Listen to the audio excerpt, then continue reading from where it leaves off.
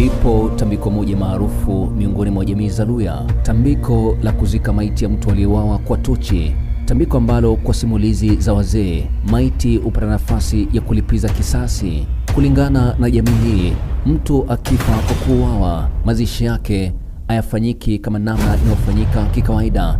Kabla ya chochote, baraza la wazee hukaa kutoa mwongozo kwa siku 3, kutoa nafasi kwa yeyote aliyeshiriki katika mauaji ajitokeze yeye mwenyewe akikiri. Mila umwokoa, asipojitokeza hatua inayofuata huanza.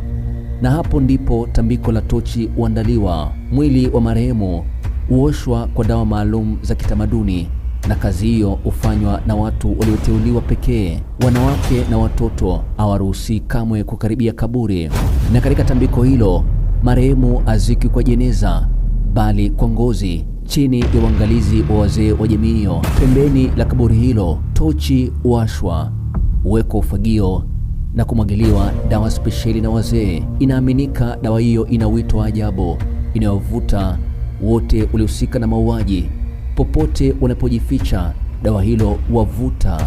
Tochi hilo likizima lenyewe, mambo huanza kubadilika. Wale waliohusika na mauaji huanza kukumbana na adhabu kali, ikiwemo kufa. Na kulingana na wazee wa jamii hii, tambiko hili halitafuti damu, linatafuta haki.